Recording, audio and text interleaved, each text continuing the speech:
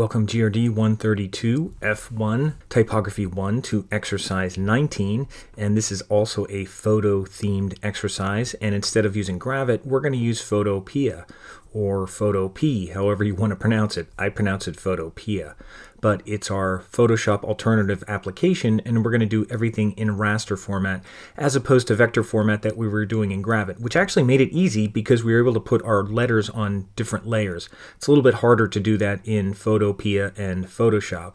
But here's a finished example of what we're going to do, something like this. You don't have to do baseball, you could do something else. But we're just going to use one image. We're not going to use multiple images on different letters because you have to put every letter on a different layer, and you have to do that manually. And another thing I just wanted to point out here, when you're zooming in and out in Photopea, if you've gone to photopea.com, and I think we've all used it before, and I'll go through setting this up, but when you zoom in and zoom out, if you do on a Mac Command plus or Command minus, or on Windows Control plus and Control minus, it may go too much. If you zoom in, it may be too much, and if you zoom out, it may get too small. And if you want it somewhere in between, you're like, well, where do I do that?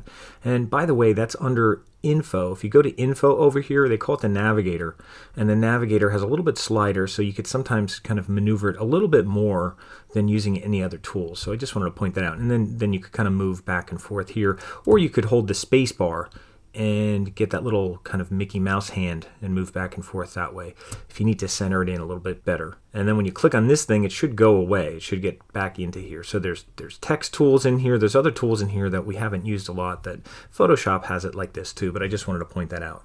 So this is what we're going to do, something like this. And I just want to point out that we have a background image of grass. We have text with 3 lines. It actually has white, black, and yellow, and I wasn't even aware that you could do multiple strokes in Photoshop. I mean, you could do them here, and I assume if you could do them here, you could do them in Photoshop, but I've never done multiple strokes in Photoshop, so we'll see if we could do that in Photoshop too. But you can do multiple strokes in the effects palette, and there's a yellow and a black and a white, and I actually did that because I was a Pirates fan when I was younger. And in addition to the 3 strokes, there's also a drop shadow, and the text itself is filled with an image, one single image. It's not separate things that are in here, and we're not going to do that. So we're just going to do one image. So let's go and do that. So I'm going to start this from scratch. So I'll close this up, and I'll save it, and I'll go to New Project. And whatever it comes up as, I just used Facebook cover, which comes up as 1640 by 664. Now the other one we did was like 8 something by 3 something, so I don't want this that many pixels, so I'm just going to cut this in half. So you'll have to do some math here. So 1640 divided by 2 would be 820, and that should be close to what we did before. And 664 divided by 2 should be 332. So I'll put in 332, and that should be fine. If you want to shorten it to 330, whatever, that's fine. So we'll do 820 by 330. I think our other one was very similar to that we did in Gravit, but that should be fine. So we're just changing that a little bit of the Facebook cover, because I think it was a Facebook cover the last time we did it. And that's all we have to do right now, so I'll just hit Create. We'll keep it 72 dpi. And I'll just bring a background in here right now, or you could do your text first, but I'll just find some grass. So grass should be easy to find. I'll just search grass, and I'll go to images, and any kind of grass that you want that looks baseball-like grass, I'll use something different. Here's some grass here that's a little more textured. Since my project is 800, I'd probably have to make this twice the size. Let's see what this is. That's 1000. That should be better. And let's see, this is the 400 one. Let's just see what happens. I'm going to copy this image, not image address, copy image. And I'll just go here and I'll do Command V and paste it. And that's what I said. It's about half the size. And then you'd have to scale it up. Now, if you go to scale it up and you're like, how do I scale it up? You have to put on transform handles if it's not on. And then also hold shift and grab here. And you could do that. Now, since it's just a background, it doesn't matter that much. I don't even want that, want it real sharp because there's text going over top of it, but that works fine. You can use other grass as well.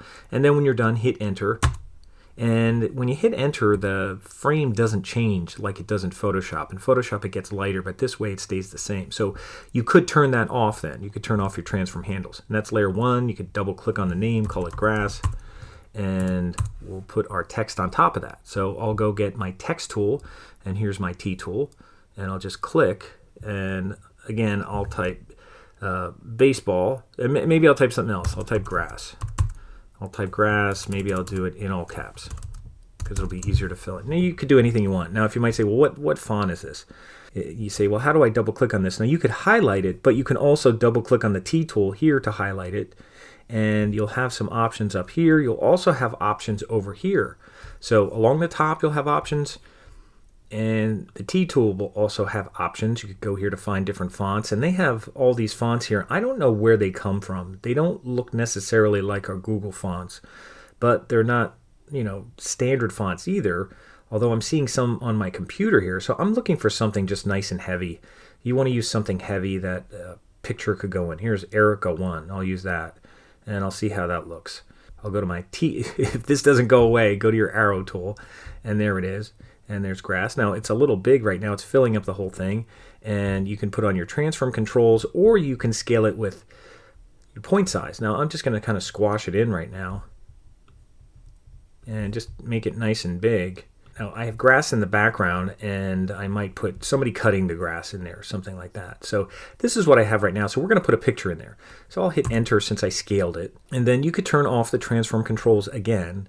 Now to make this into a mask so that you could put a picture in, we do something called paste into in Photoshop, but we could do it after the fact here. So what I'm going to do is find a picture that I want to paste in here, that I want to put behind here, just like we did with Gravit. So I'll go find someone cutting grass, like a lawnmower or somebody on a tractor or something like that.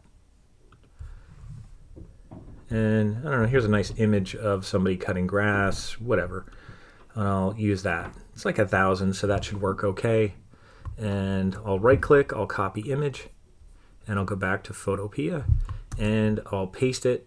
Now I'll put on my transform controls so I can see how big it is, and I'll kind of move it behind. Now it's in front of grass, so I can drag this layer down below it and move it around a little bit. And I can even take grass and turn down the opacity, so if I want to see how the picture looks, I can see it a little bit better, see where the lawnmower will show up and things like that. So I'll go back to layer 1. I'll call that lawnmower. I'll move it around a little bit so it shows up in as much in the text as I can. And there I can see that the wheel's going to be kind of around there. So that looks okay. I want to make sure it's outside there, that the image itself, I'll go back on the image of the lawnmower. Make sure that that's not inside the text. Make sure it's outside the text. Okay, so that looks okay. I could scale this down a little bit, move it up, and you can always move it later too. So that looks okay. Now, how do I make that image become masked inside the text? Now let me turn off my transform handles. Again, I have grass, I have lawnmower, there's my lawnmower, and then I have grass. Now I turn down the opacity, I'll put it back up, and what I want to do is make this into a selection. And what you could do is you could command click, if you're on a Mac, if you command click, hold command, and click right on there, it'll turn that into a selection. And if you control click on Windows, it should do the same thing. And I'm trying to think if there's another way to do that other than using the shortcut.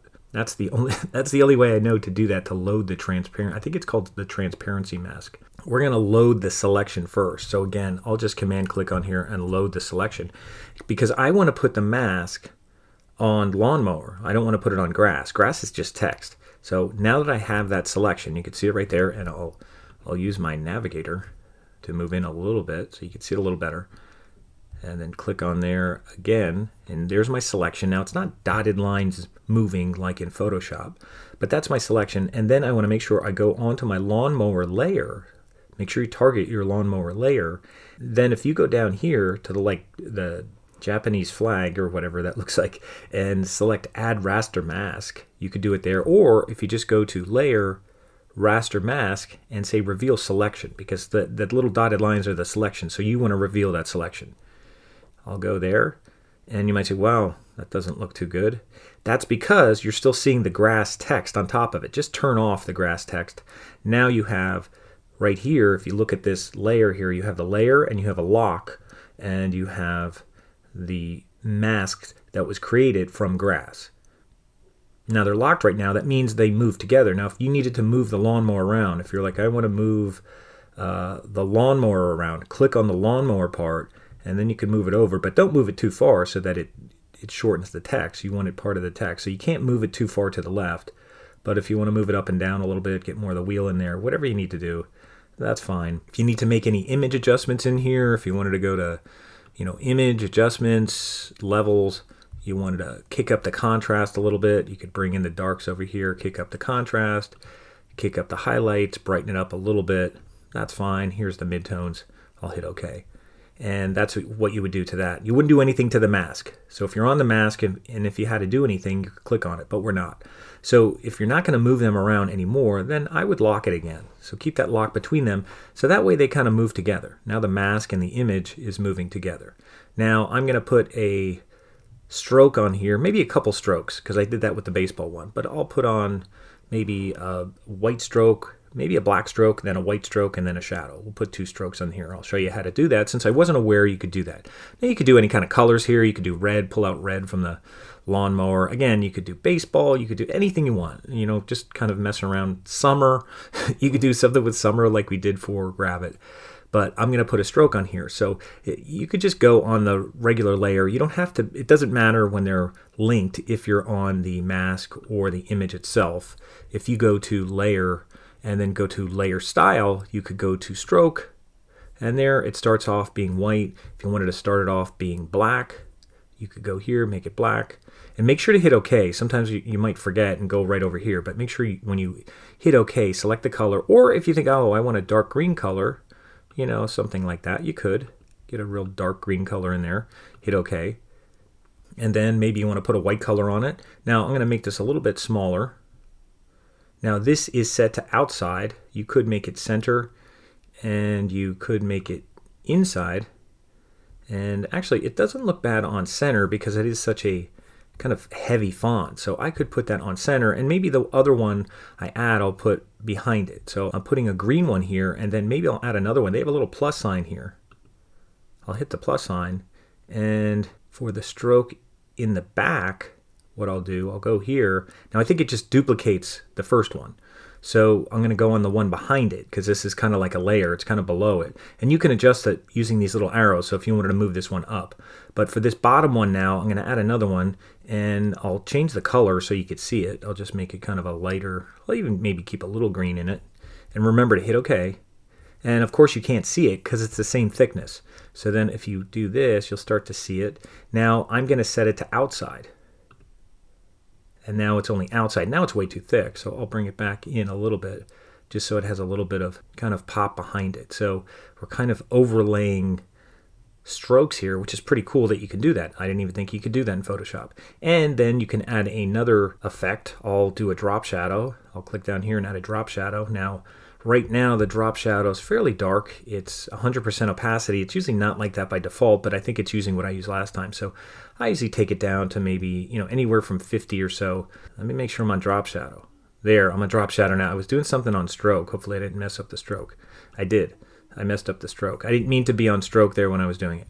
I meant to go on drop shadow. So be aware if you want to edit the drop shadow, click on the drop shadow option. So I'll leave that in the video, so if you make that mistake, you'll be aware of that. So also a couple things with drop shadow. You have distance, spread, and size.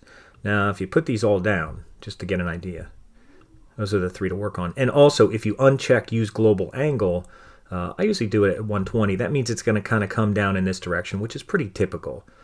And I'll put distance, I'll put it at like, maybe 20 to start.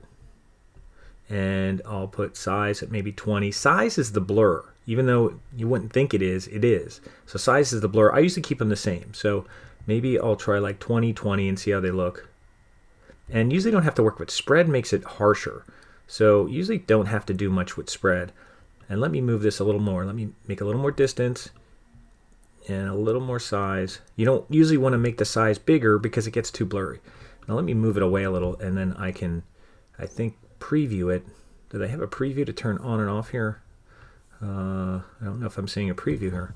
I think on Photoshop it has a preview, but I'm not seeing a preview. But I'll just hit OK if I don't have a preview. And then I could go down here and click on this arrow and see all the effects.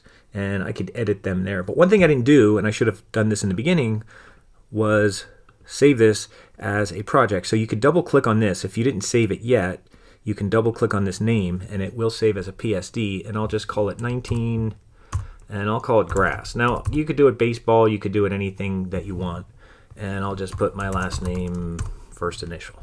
19 grass home, and it will put the PSD by default. So it will do that. So I'll hit OK. And you won't even be turning in the PSD, although I can look at your PSD if you need it. You'll have it saved somewhere, and you could also share it with me if you want. And I'll show you how to do that. But what you could do now is just check these things. Let me look at the stroke here. Let me turn this on and off. That's the green one. That looks fine.